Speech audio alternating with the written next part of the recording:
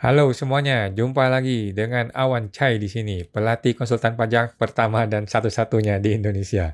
Hari ini kita akan bahas mengenai kenapa bisnis konsultan pajak itu adalah yang terbaik buat Anda, teman-teman ya. Buat teman-teman yang baru mau berpikir mau berbisnis, nah Anda sudah betul nih kalau lu mau berbisnis konsultan pajak, teman-teman ya. Di sini gue mau kali ini mengenai bisnis ya, teman-teman, bukan mengenai ilmu pajak, tetapi mengenai bisnis buat teman-teman semua yang pengen berbisnis di perpajakan dan akuntansi ya. By the way, disclaimer dahulu guys, bahwa isi video ini bukanlah saran profesional buat Anda semua ya, teman-teman semua. Kalau ada informasi yang salah di video ini, langsung saya sampaikan di kolom komentar guys. Oke, pertama kita mau bahas, oh ya, konsultan pajak itu jangan manja teman-teman ya. Konsultan pajak jangan manja. Banyak orang ketika dia mulai bisnis di konsultan pajak ya, tapi masih membawa mindset dari pegawai kantoran gitu loh guys. Pegawai kantoran itu ya, kalau lu dikasih kerjaan, lu kerja. Kalau nggak dikasih kerjaan, ya lu main game. Kan gitu ya orang-orang kantoran ya. Atau anda mungkin enggak ya teman-teman ya, tapi orang lain gitu ya. Nah, banyak orang tuh masih bawa mindset itu ketika dia mau mulai berbisnis gitu. Dimana itu nggak bisa dipakai teman-teman ya. Yang namanya pengusaha atau pembisnis itu ya, kita punya target itu, contoh nih, bisa target finansial, bisa target growth, perkembangan, atau bisa target macam-macam lah ya. Kita tidak berhenti bekerja sampai gua mencapai goal itu, mencapai target itu. Oke, itulah definisi seorang pengusaha, teman-teman. Kita punya mindset, punya goal, kita mau mencapai sesuatu, kita tidak berhenti bekerja sampai kita mencapai goal itu. Nah, contoh nih ya, contoh. Anggaplah Anda seorang pengusaha, lu mau punya, kalau gua contohnya nih ya, paling gampang nih. Gua pengen punya passive income 10 juta per bulan contohnya ya. Passive income 10 juta per bulan dari SBN contohnya ya. SBN Surat Berharga Negara. Nah, untuk punya ini, gue harus punya investasi SBN senilai 2,2 miliar. Dengan bunga net itu 5,5%. Contohnya gitu ya. Sekarang kan rata-rata 5,5%. Nah, sebelum gue mencapai angka ini, gue tidak berhenti bekerja, teman-teman. Sabtu gue kerja, Minggu gue kerja, Senin gue kerja, sampai Minggu gue kerja lagi gitu ya. Gue tidak liburan. Oke, orang-orang liburan, saudara-saudara pada liburan, gue tidak liburan, teman-teman. Bahkan tahun baru pun gue tidak tahun baruan gitu ya. Nah, dan gue tidak main game, teman-teman ya. Akan ada saatnya gue main game nanti ketika gue sudah mencapai target ini, goal ini. Tapi sekarang enggak gitu. Nah, itulah pengusaha, teman-teman ya. Nah, sebagai pengusaha baru Anda perlu pahami ini ya. Nah, konsultan pajak itu yang awal-awal ya, di konsultan pajak itu banyak orang manja gitu loh, pengen diayomi, pengen dibantu terus gitu ya. Mungkin Anda nggak gitu ya, mungkin Anda nggak, tapi ada teman-teman yang lain begitu gitu. Nah, jadi banyak orang pengusaha di awal-awal pembisnis konsultan pajak itu ya, dia masuk ke dalam grup WA atau grup Facebook atau ke asosiasi-asosiasi konsultan, terus dia tanya di sana. Begitu ada kasus dia tanya, ada kasus dia tanya, ada kasus dia tanya gitu ya. Tidak mau baca sendiri aturan gitu loh. Maunya tuh dibantu orang, dibantu terus sama orang lain gitu. Nah, teman-teman, Anda harus berhenti manja kalau mau jadi pengusaha. Oke? Nah, mudah-mudahan bukan Anda, teman-teman ya. Seorang pembisnis konsultan pajak itu ya, dia mencari solusi langsung ke sumbernya gitu, bukan dari orang lain. Oke? Bukan mencari solusi dari orang lain gitu, teman-teman. Nah, milikilah mindset sebagai konsultan pajak itu, Anda adalah solusi. Oke, lu adalah solusi. Oke, Anda itu harus paham gitu ya, bahwa lu ini adalah solusi bagi si customer lu gitu ya. Nah, oleh karena itu, lu mesti cari tahu dulu nih di Google, di YouTube, baca aturannya, pasal demi pasal sampai lu paham aturannya. Gitu, teman-teman. Nah, sampai Anda punya perspektif sendiri terhadap sebuah kasus. Oke, sampai lu punya pendapat sendiri terhadap sebuah peraturan gitu ya, punya argumen sendiri gitu loh. Mengenai argumen lu itu betul atau salah itu urusan belakangan. Tetapi lu punya argumen gara-gara lu sudah paham dengan masalahnya gitu ya. Nah, lalu teguh pada argumen lu sendiri gitu, teman-teman. Nah, seorang konsultan pajak yang profesional itu dia punya pendapat. Itu sama seperti pengacara nih, sama seperti pengacara kan, kadang-kadang kan lu lihat pengacara di TV gitu ya. Lu tahu dia salah gitu pengacara ini, tapi dia berpegang teguh pada pendiriannya. Toh lu respect juga sama dia, ya kan? Nah, jadi konsultan pajak itu harus punya pendapat sendiri, harus punya argumen sendiri, dan dia berpegang teguh pada argumen dia. Oke, bisa benar, bisa salah, nggak ada masalah ya. Nah, tapi dia harus percaya diri dan teguh pada pendiriannya dan pendapat diri dia sendiri. Karena apa? Karena dia sudah baca sebelumnya. Gara-gara dia sudah baca, dia punya pendirian. gitu teman-teman. Ya, kecuali nih dia bisa dibuktikan bahwa dia betul-betul jelas-jelas salah gitu ya, maka dia mesti gentleman dong. Kita mesti gentleman sebagai manusia ya, kita bisa salah dong. Kita mengakui salah dan kita ubah pendapat kita gitu. Contoh nih ya, dulu gue pernah punya pendapat gitu, bahwa warisan itu haruslah sudah dilapor di SPT orang yang meninggal. Pendapat gue itu ya, warisan itu harus sudah dipajakin dahulu oleh orang yang meninggal itu. Warisan itu hanya boleh diberikan kepada anak kandung, nggak bisa tuh ke saudara, ke teman, dan lain-lain gitu. Pendapat pribadi gue waktu itu, gitu. Karena begitu pemahaman gue. Tetapi suatu ketika, justru gue disadarkan oleh konsultasi gitu ya. Justru orang bayar gue berkonsultasi, di situ terjadi perdebatan di situ, di mana dia kasih tahu bahwa, oh warisan tuh nggak gitu loh. Mari kita baca aturannya. Dan gue baca aturannya dengan detail, dengan jelas. Dan memang benar teman-teman ya, warisan itu tidak ada kondisi apapun. Yang namanya warisan adalah tidak kena pajak gitu. Sesimpel itu. Dan pikiran gue terbuka gitu ya teman-teman. Dan setelah dibaca itu, dia yang benar, gue yang salah ya. Dan akhirnya gue ubah pendapat gue setelah itu. Gitu. Nggak ada masalah teman-teman ya. Tetapi ketika gue masih belum memiliki informasi yang betul, gue tetap berpegang teguh pada argumen gue. Gitu teman-teman. Nah, oke. Jadi yang jelas, gue selalu punya sebuah argumen terhadap suatu kasus gitu ya. Atau terhadap suatu masalah pajak gitu ya. Yang mana gue merasa gue paham. Gitu teman-teman. Nah, gue yakin pendapat gue benar, gitu ya. Sepanjang belum ada orang yang menyalahkan argumen gue secara nyata, gitu teman-teman. Contoh lagi. PTP itu, PT perorangan itu dividen atau prefer, oke? Gua sampai hari ini masih berpendapat itu prefer, gitu. Walaupun dalam pikiran gua tahu nih, orang yang berpendapat ini dividen, itu nggak salah juga, gitu loh. Orang yang bilang ini dividen, itu masih masuk akal, gitu loh. Walaupun gue masih merasa gue lebih masuk akal. Tetapi, gue bisa paham pendapat orang lain itu, oke? Tetapi karena belum ada aturan yang jelas dan prefer lebih menguntungkan gue, maka gue tetap berpegang teguh bahwa PTP adalah prefer, menggunakan prefer gitu. Tetapi gue tidak menolak mereka yang mengatakan ini dividen. Nah, tetapi gue berpegang teguh gitu ya. Sampai suatu hari ini bisa dibuktikan bahwa ada aturan yang jelas bahwa PTP itu dividen atau prefer atau dividen gitu ya, gue akan patuh, gue akan ikut. Nah, gitu teman-teman. Seorang konsultan pajak harus punya pendapat pribadi terhadap suatu kasus gitu teman-teman. Lo mesti teguh gitu teman-teman ya. Jangan manja teman-teman ya. Nah, jadi intinya konsultan pajak jangan manja, jangan bergantung pada orang lain. Anda harus bergantung pada diri Anda sendiri gitu ya. Nah, dan Anda harus pahami aturannya. Kalau lu merasa bingung terhadap suatu aturan, lu ketik di Google, tinggal lu ketik aja pasti keluar kok jawabannya. Gitu, pasti ada jawabannya di Google ya. Sampai jelas lu baca aturannya, baca pasal demi pasal, lu pahami penjelasannya. Kan di setiap aturan itu kan ada penjelasan ya. Setiap undang-undang ataupun di PMK ada penjelasan. Lu udah baca penjelasannya dan lu pahami hitung-hitungannya. Biasanya itu kalau udah ngomongin hitung-hitungan pasti ada penjelasan mengenai hitung-hitungan contoh kasus gitu. Sampai lu nggak bingung lagi teman-teman. Kan lu orang pintar dong kalau mau jadi konsultan pajak ya. Sampai lu nggak bingung lagi. Boleh-boleh aja kok ada gray area. Gray area itu nggak masalah ya. Tapi lu mesti paham bahwa ada gray area gitu loh. Kalau emang lu itu gray area, lu merasa ini nggak bisa solve, nggak apa-apa. Tetapi lu paham itu ada gray area dan lu mampu menyampaikan kepada klien lu mengenai gray area itu. Itu teman-teman ya. Itu konsultan pajak yang profesional. Oke. Sekarang kita bahas mengenai bisnis gampang dan sulit ya. Teman-teman mau pilih yang mana? Lu mau berbisnis yang gampang atau mau berbisnis yang agak sulit gitu teman-teman? Nah, semua ahli marketing ya teman-teman, semua ahli marketing dimanapun kalau lu ketemu pasti selalu menjawab, jangan pernah ngambil bisnis yang gampang gitu teman-teman ya. Bisnis yang gampang tuh pasti perang harga, udah pastilah. Bisnis yang gampang tuh pasti perang harga, pasti dari red ocean, pasti dia berdarah-darah, dan pasti ada banyak kompetitor di luar sana. Itu teman-teman ya. Nah, kalau lu bermain di industri yang banyak orang yang lagi main barang yang sama, maka harga pasti jatuh. Itu udah pasti teman-teman, itu hukum alam ya, hukum marketing gitu ya. Ini prinsip umum dalam dunia bisnis gitu. Kalau banyak kompetitor, barangnya sama, maka harga jatuh. Gitu ya.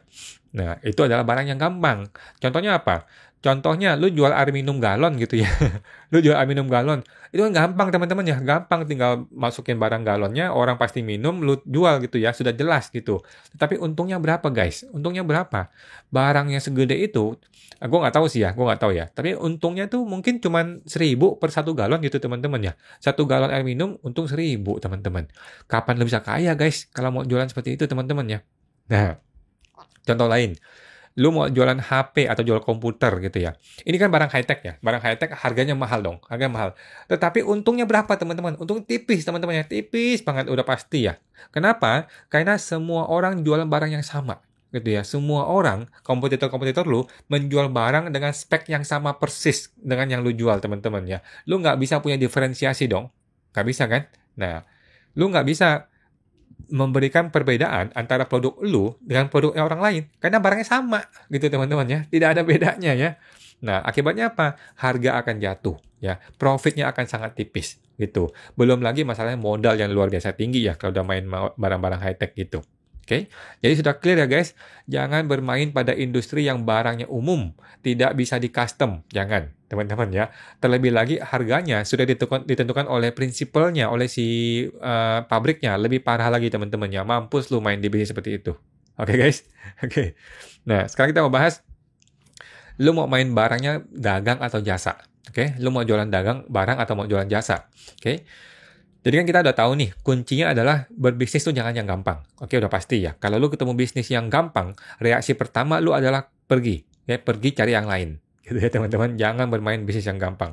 Nah, sekarang kita mau bisnis. Kita mau mainnya barang atau jasa. Oke, gue kasih nih perbandingan ya, barang atau jasa gitu ya. Pertama mengenai modal.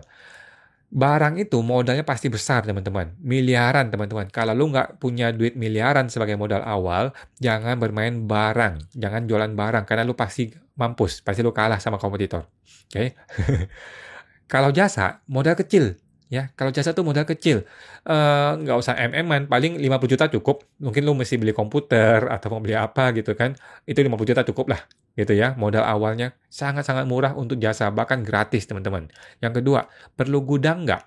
Gudang. Kalau lu main barang, udah pasti lu butuh gudang dong. Ya, mana bisa lu nunggu orang beli baru lu mau jual. Nunggu ada penjualan baru lu beli barangnya, kan sulit ya teman-teman kalau begitu. Pasti lu stok barang. Oke, kalau jasa nggak perlu stok barang. Biasanya mungkin perlu komputer aja, gitu ya. Yang ketiga, stok barang mati. Stok barang, lu kan butuh stok barang dan lu bisa bisa mati barang itu kan, bisa ganti model atau ganti jenis sehingga barang yang lu sudah punya stok lama nggak kejual kan bisa begitu. Oke, kalau barang ada stok barang seperti itu. Kalau jasa nggak usah, stok jasa itu nggak ada stok ya teman-teman ya, nggak ada stok barang jadi tidak perlu khawatir stok barang nggak terjual. Yang keempat, lu bisa bekerja dari mana saja. Kalau barang, nggak bisa dong. Kalau barang itu kan lu butuh gudang, lu jagain gudangnya, ya lu mesti stay di situ, gitu ya. Atau lu dagang makanan, restoran gitu ya, lu mesti stay di restoran ya, lu nggak bisa di mana-mana gitu. Lu mesti packing dan sebagainya. Nah, jadi barang itu nggak bisa lu kerja di mana-mana. Selalu di satu tempat yang sama. Oke? Kalau jasa, anywhere, anytime gitu teman-teman ya. Anywhere, everywhere ya. Lu bisa kerja dari manapun kalau lu mainnya bisnis jasa teman-teman ya. Terlebih lagi jasa yang berhubungan dengan komputer gitu teman-teman. Nah, kelima, profitnya. Kalau lu main barang, biasanya profitnya di bawah 50%. Bahkan di bawah 5% juga banyak, teman-teman ya. Karena lu main barang, di bawah 50%. Kalau lu main jasa, cenderung profitnya bisa lebih dari 80% bahkan, teman-teman. Kalau kayak gue nih, konsultan pajak yang main jasa gitu, lebih dari 80% gue punya profit, teman-teman ya. Jadi besar sekali. Kemudian diferensiasi. Lu bisa nggak sih punya diferensiasi? Kalau barang nggak bisa, sulit teman-teman ya. Kalau barang tuh sulit lu main diferensiasi. Kenapa? Karena barang lu sama. Barang lu jual dengan barang orang lain jual tuh sama gitu. Karena susah diferensiasi. Kalau jasa mudah teman-teman. Kalau jasa itu lebih mudah untuk didiferensiasi. Karena lu bisa mengcustom, lu bisa mengubah jenis jasa lu sesuai dengan kebutuhan klien. Gitu teman-teman ya. Nah, kalau gue tanya nih, kenapa sih Hotman Paris itu lebih mahal daripada pengacara yang lain? Contohnya gitu. Ya karena diferensiasi teman-teman ya. Tingkat kepuasan customer itu kalau jasa bisa berbeda-beda teman-teman ya. Tingkat value-nya dari yang dia jual itu bisa berbeda-beda. Makanya harganya bisa berbeda-beda untuk barang yang sama, jasa yang sama gitu ya. Nah, kalau barang nggak bisa. Kalau barang itu barangnya sama, ya value-nya sama gitu ya. Tingkat kepuasan customer-nya sama. Oleh karena itu harga lu pasti jatuh. Oke? Nah, kemudian kompetitor. Kompetitor nih, kalau lu main barang, kompetitor lu unlimited teman-teman. Siapapun yang punya modal, dia bisa masuk ke dalam bisnis barang itu, dia bisa beli barang yang sama dengan lu, dia bisa jual dengan harga yang lebih murah dari lu. Ya dong? Nah, kalau jasa, kompetitornya ada. Tapi kita bisa ada tips dan triknya teman-teman, supaya kita bisa berbeda dari orang lain. Ya, komputer tetap ada komputer ya. Jangan juga bermain di industri yang tidak ada komputer ya, teman-teman ya. Salah itu ya. Lu tetap masih main di bisnis yang cukup banyak orang bermain, gitu ya. Tetapi tidak separah barang, gitu ya. Nah, kemudian kapan lu mesti bisa profit ya? Nah, ini beda nih. Kalau ini barang lebih bagus ya.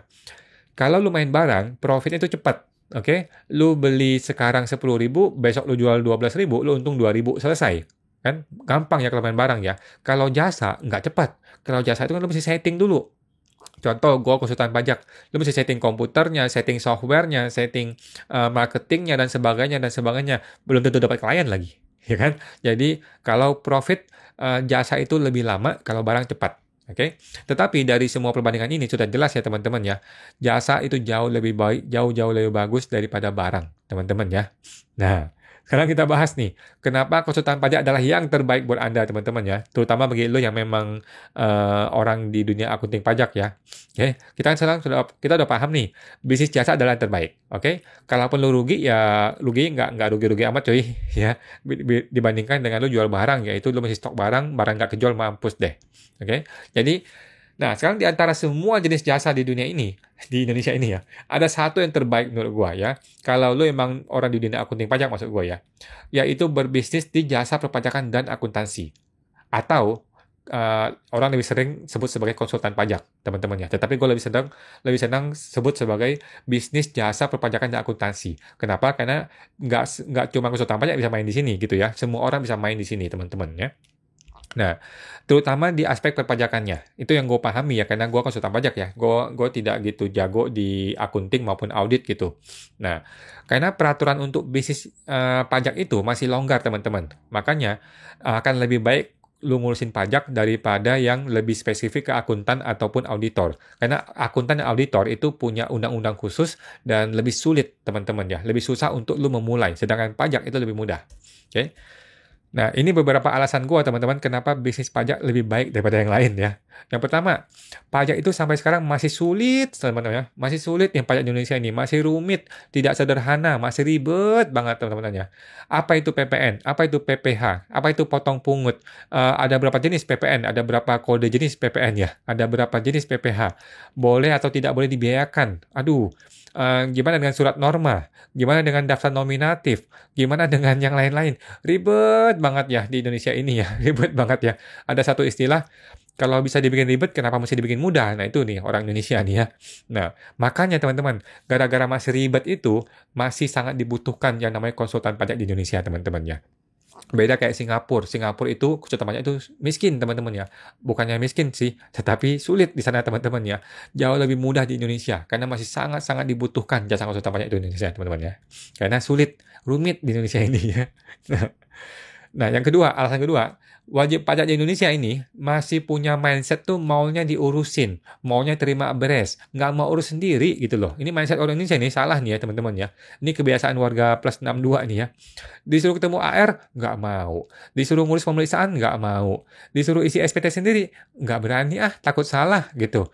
Dapat surat pajak, itu udah kayak dapat vonis kanker gitu dari dokter gitu ya. Sampai keringat dingin, panas dingin, nggak bisa tidur, nggak bisa napas dan sebagainya. Gara-gara surat pajak doang gitu ya. Nah, kemudian orang Indonesia nih ya, ngurus rumah pakai pembantu, cuci piring pakai pembantu, nyetir mobil suruh supir gitu ya. Ini nih ciri khas orang Indonesia gitu ya. Makanya teman-teman, jasa pajak akuntansi masih sangat dibutuhkan di Indonesia. Selama kita masih punya mindset tuh pengen dilayanin, masih punya mindset semua mau terima beres di wajib pajak gitu ya teman-teman. Nah, yang ketiga, alasannya masih banyak oknum pejabat pajak, teman-teman ya. Ini adalah fakta yang kita nggak bisa tutup mata juga ya. Masih banyak pejabat yang brengsek gitu ya. Semakin kaya, sebenarnya gue sering ngomong teman-teman ya. Semakin brengsek petugas pajak, semakin kaya konsultan pajak kayak gue ini, teman-teman ya. Jadi konsultan pajak itu tidak sedih ya kalau pejabat pajak itu masih brengsek, teman-teman ya. Tetapi justru happy, kita ini happy teman-teman ya. Cuman kita sedih karena reformasi pajaknya tidak berkembang gitu ya. Reformasi pajak tidak berkembang, tetapi dari sisi bisnis bagus teman-teman. Dari sisi bisnis itu enak teman-teman ya. Semakin buruk perilaku pejabat pajak, semakin kaya konsultan pajak. Ya, jadi itu bercanda teman-teman ya.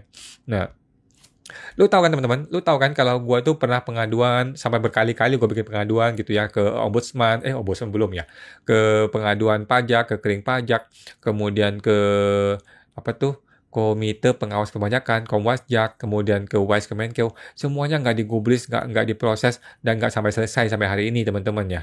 Nah, artinya apa? Artinya tuh mereka tuh masih saling melindungi gitu ya. Para pejabat-pejabat itu masih saling melindungi sesama mereka gitu. Akhirnya apa? Akhirnya ya masih banyak para oknum-oknum yang berkeliaran di luar sana karena nggak tersentuh gitu, nggak tersentuh. Endingnya apa teman-teman? Endingnya Anda dan saya, konsultan pajak nih, para konsultan pajak makin kaya teman-teman ya. Karena apa? Karena masih para oknum ini masih belum dibasmi gitu ya. Jadi kita biarin aja mereka tetap seperti itu guys. Bercanda ya guys. Nah, yang rugi siapa? Yang rugi itu wajib pajak, oke? Yang paling dirugikan dalam kasus ini adalah wajib pajak gitu. Mereka terpaksa masih bayar konsultan pajak yang mahal sekali, udah pasti mahal teman-teman ya. Apalagi orang-orang kayak gue nih mahal ya.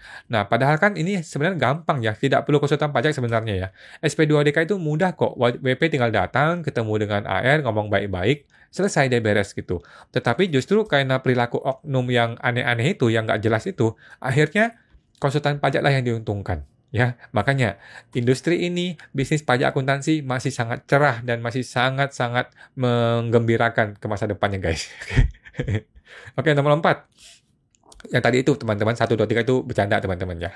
Yang keempat ini serius ya, yang keempat serius. Bisnis pajak akunting ini saat ini tuh kalau lu mulai nih bisnis pajak akunting ya kayak gue ini, saat ini juga lu bisa mulai, teman-teman. Saat ini juga lu bisa mulai, saat ini juga lu bisa menghasilkan profit bagi lu. Oke? Tapi lu mungkin bertanya gitu ya, loh, tapi kan konsultan pajak itu kan butuh izin Pak Awan, itu kan butuh izin khusus nih, gimana ya? Itu kan perlu sertifikasi dulu, USKP, perlu brevet dahulu, gimana teman-teman ya? Nah, jawaban gua tidak perlu guys, ya, tidak perlu ya. Nah, jangan salah paham dulu teman-teman ya. Maksud gua gini, kalau lu mau jadi auditor, lu mesti ujian auditor, baru lu bisa jadi auditor. Oke, kalau mau jadi akuntan, lu mesti ujian dulu sertifikasi akuntan, baru lu bisa jadi akuntan. Oke, kalau lu mau ngurusin pajak kayak gua atau akunting, pajak bisnis pajak gitulah ya, lu nggak perlu nunggu itu semua. Oke, lu tidak perlu menunggu waktu yang lama dari ujian-ujian itu semua untuk mulai bisnisnya teman-teman ya. Oke, nah gimana itu caranya? Nah inilah saatnya gue promosi teman-teman.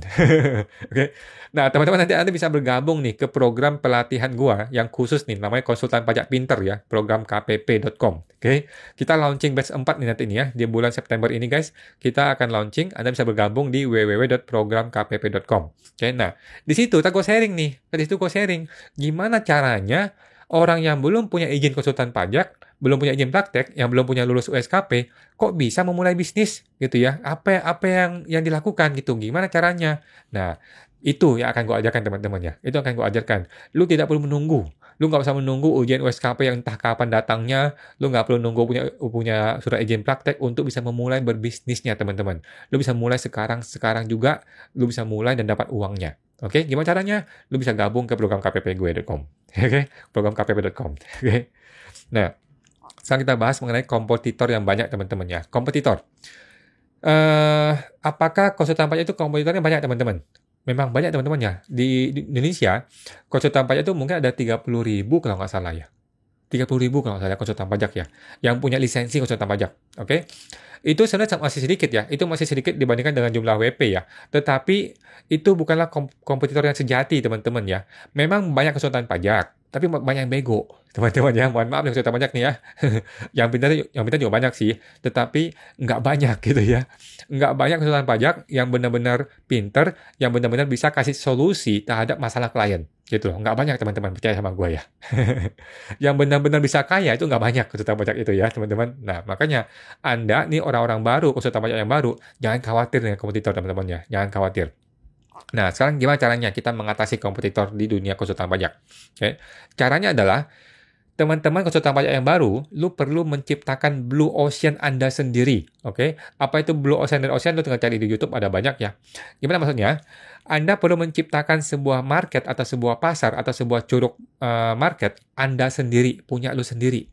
Oke, bayangkan kalau lu punya kolam lu sendiri, tidak ada orang lain yang mancing di situ, bukankah lebih mudah, teman-teman ya? Nah, tapi bagaimana caranya lu bisa menciptakan kolam lu sendiri, teman-teman? Nah, Jadi simpelnya gini, janganlah berkompetisi di dalam sebuah market yang sudah rame banget orang berkumpul di situ, yang sudah berdarah-darah teman-teman. Oke, contohnya apa? Contohnya adalah jasa pembukuan, jasa teknis pajak akuntansi, jasa ngurusin SPT PPh 21, jasa SPT PPN yang dibayar bulanan itu loh. Nah, itu adalah bisnis red ocean, teman-teman. Berdarah-darah di situ semua ya. Nggak masalah lu kalau mau main di situ, nggak masalah. Kalau ada klien yang suruh lu kerjain itu, nggak masalah. Tetapi sebagai pemula, menurut gua jangan masuk ke situ. Oke? Karena itu sudah berdarah-darah, teman-teman ya. Sudah terlalu banyak orang bermain di industri itu. Oke? Nah, tapi gimana caranya Anda bisa menciptakan market atau curug pasar Anda sendiri atau blue ocean Anda sendiri, teman-teman? Nah, disitulah gua akan promosi lagi, oke?